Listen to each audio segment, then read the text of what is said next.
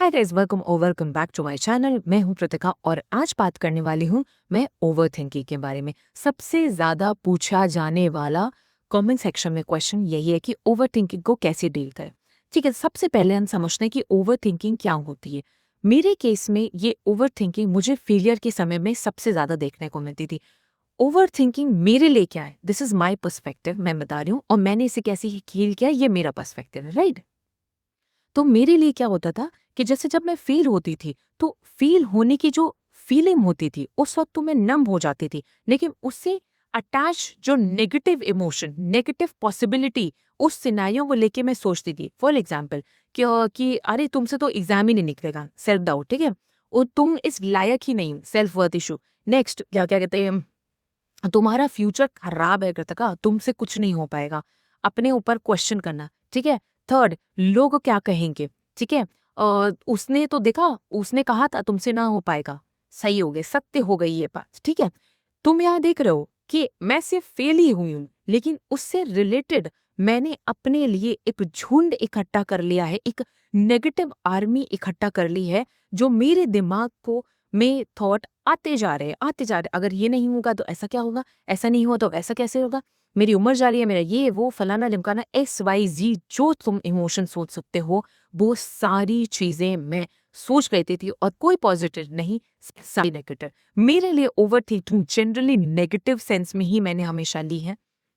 कोई भी सिनेरियो को, मैं जब एग्जाम भी देने जाती थी ना, क्योंकि मैं इतना फेल हो चुकी थी तो मुझे एक डर बैठ गया था कि इस साल एग्जाम होगा कि नहीं, कहीं मेरा एग्जाम ना छूट जाए, कहीं मैं लेट ना पहुंच जाऊं, ये ना हो जाए, वो ना। किसी भी चीज को शुरू करने से पहले भी मुझे ओवर थिंकिंग होती। किसी भी सिनेरियो, स्पेशली मैं फ्रेंडशिप के बारे में बता रही हूँ कि फ्रेंडशिप में अगर कोई मुझे मैसेज नहीं करता था, वहां पे भी मेरे एक ओवर थिंकिंग चलती थी, अरे उसने नहीं किया, वो उसका मन नहीं हुआ, ये वो फलाना ढमकाना, XYZ। आप सोचो, सिर्फ नेगेटिव थॉट्स। तो ये ओवर थिंकिंग मेरे अंदर थी कि मेरे पास an number of negative thoughts थे, किसी भी सिनेरियो में सिर्फ नेगेटिव सोच लो। ये मेरा पर्सपेक्टिव है, जिसमें मुझे लगता था कि ये मेरा एक ओवर थिंकिंग का प्रॉब्लम था जो मेरे अंदर बसा हुआ था। अब हुआ क्या कि जब मल्टीपल एग्जाम के फेलियर्स होने रहते हैं ना, तो आप कहीं ना कहीं उस एक्सेप्टेंस मोड में आ जाते हैं कि यार ऐसे तो जिंदगी नहीं चलने वाली है, इसका कोई ना कोई सोल्यूशन चाहिए, क्योंकि ये मेरी कहीं ना कहीं प्रोडक्टिविटी बहुत ज्यादा हार्म कर रहा था। जिस दिन एग्जाम के रिजल्ट आता था और ये प्रोसेस शुरू हो जाता था, जिस दिन मैंने अपने टारगेट्स पूरे नहीं किए, ये कहीं ना कहीं शुरू हो जाता था। ये कहीं मॉक टेस्ट में अगर नंबर ना आए तो कहीं ना कहीं ये शुरू हो जाता। किसी फ्रेंड का कुछ कुछ हो गया या किसी की शादी हो गई, तो ये कहीं ना कहीं शुरू हो जाता था। हर साल बर्थडे निकल जाता था, बर्थडे के रात में मैं ये सोचती थी कि यार ये साल भी निकल गया। क्या कहते, ओवर थिंकिंग, न्यू ईयर निकल जाता था, ओवर थिंकिंग शुरू हो जाते थे। ये सारे सिनेरियोज में लोग खुश हो रहे होते थे और मैं ओवर थिंकिंग की कीड़ा बन के बैठी हुई थी। तो अब ऐसा तो चलने नहीं वाला, मैंने यही कहा कि मैं अपने ऊपर काम करना में विश्वास रखती हूँ। एंड देन मैंने थोड़ा पढ़ना शुरू किया। मैंने रिसर्च करना शुरू किया कि मुझे प्रैक्टिकल सोल्यूशन चाहिए थे। मैं मेडिटेशन के उस जोन में नहीं थी। मैं देखती थी कि लोग कहते थे मेडिटेशन करो। मैं आपको सही बताती हूँ, जब तक आप यहाँ से खाली नहीं होना, मेडिटेशन आपके लिए काम नहीं करने वाला। और ये मुझे बहुत जल्दी समझ आ गया था। मैंने शुरू किया मेडिटेशन से, पर मेडिटेशन वाज नॉट इफेक्टिव, क्योंकि आंख बंद करने के बाद भी सेम ही आंसर आ रहे थे, सेम ही, बैठ ही नहीं पा रहे थे, वही थॉट्स आ रहे थे। उस थॉट्स को कंट्रोल होना, ये XYZ और थॉट्स आ जा रहे थे। कभी पास दिख रहा था, कभी फ्यूचर सोच रही थी, कोई प्रेजेंट का बुरा सोच रही थी, कोई छोटे बच्चे का सिनेरियो सोचने लगी थी, इनर चाइल्ड इश्यूज दिख रहे थे, लोगों में प्रॉब्लम्स दिखने लगी थी, ब्लेम गेम शुरू हो रहा था, विक्टिमाइजेशन शुरू हो रहा था, गिल्ट शुरू होता, इतने सारे इमोशंस मेडिटेशन किस वक्त आ जाते थे। तो मैं क्या करती, सेकंड मैंने जर्नलिंग शुरू की, ठीक है। जर्नलिंग शुरू करने के एक हफ्ते के अंदर I was literally empty from your.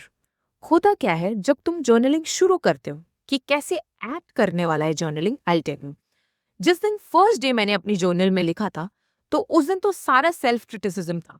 I don't have that page, क्योंकि मैंने बताया ना, मैं जला देती हूँ या बर्न कर देती हूँ, because I think release is more important for my life. And मैं बहुत जल्दी समझ गई थी कि जब तक ये कचरा अपने आप से बाहर नहीं निकालूंगी, कुछ प्रोडक्टिव, कुछ पॉजिटिव नहीं सोच पाऊंगी, ठीक। सॉरी।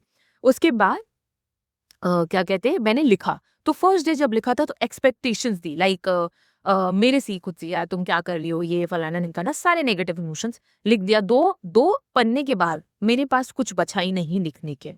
नेक्स्ट डे रात को फिर उठा, जो उस दिन हुआ था वो लिखा।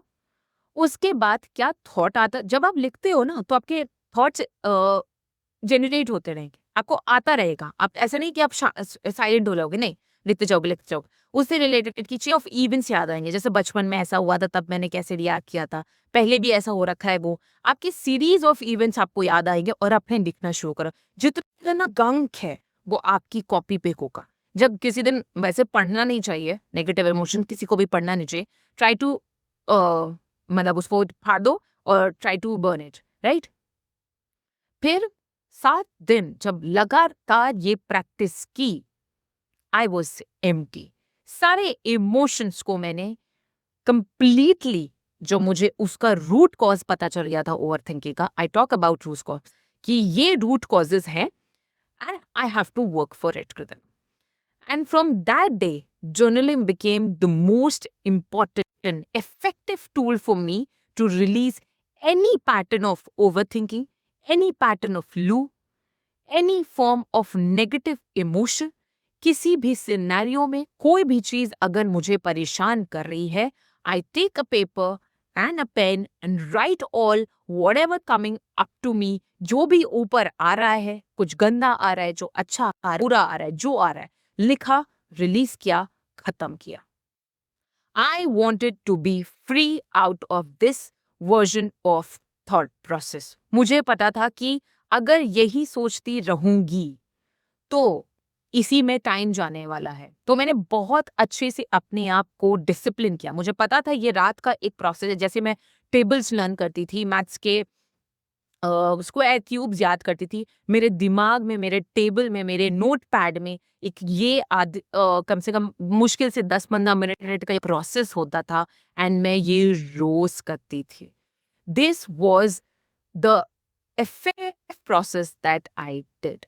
उसके साथ मैंने ब्रीदिंग एक्सरसाइजेस भी की। ब्रीदिंग एक्सरसाइज पे मैं एक नेक्स्ट वीडियो लाऊंगी जो बहुत ज़्यादा इफेक्टिव है सारे स्टूडेंट्स को, और लिटरली उन्हें ये करना चाहिए to change their perspective, to come out of any negative emotion, to come out of any fear, lack of consistency, lack of discipline. ये सारी चीज़ें आपकी ब्रीदिंग में हेल्प करने वाला है।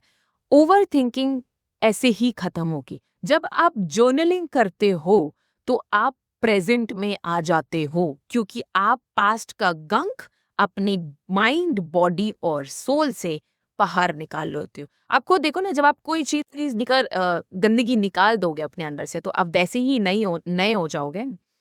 तो ये चीज होती है, यही ओवर थिंकिंग करता है। ओवर थिंकिंग हमें पास्ट में घुसेड़ता है। ओवर थिंकिंग हमें फ्यूचर की नेगेटिव एक्सटर्नलिटीज, नेगेटिव इमोशंस को मैनिफेस्ट करवाता है। तो हमको ये नहीं करना, हमें क्लियर करना है कि हमें प्रेजेंट में रहना है, अभी की सिचुएशन में हम क्या कर सकते हैं। और सबसे ज्यादा मैं कि सारे स्टूडेंट्स को कहूंगी कि सिचुएशंस को सोल्यूशन ओरिएंटेड बनाओ। कोई भी सिचुएशन आ रही है, कोशिश करो सोल्यूशंस पे आओ एज कंपेयर टू उस पे ओवर थिंक करने से अच्छा, या फिर ऊपर ज्यादा लोगों से बात करने से अच्छा। फाइंड आउट जल्दी से सोल्यूशन पे, you will definitely fight back with this over thinking process. जल्दी से हो जाए, बस इतना ही इजी है। इतना डिफिकल्ट दिखता है बट वो है। And this is my tried and tested practice जो तुम्हें जरूर हेल्प करने वाली।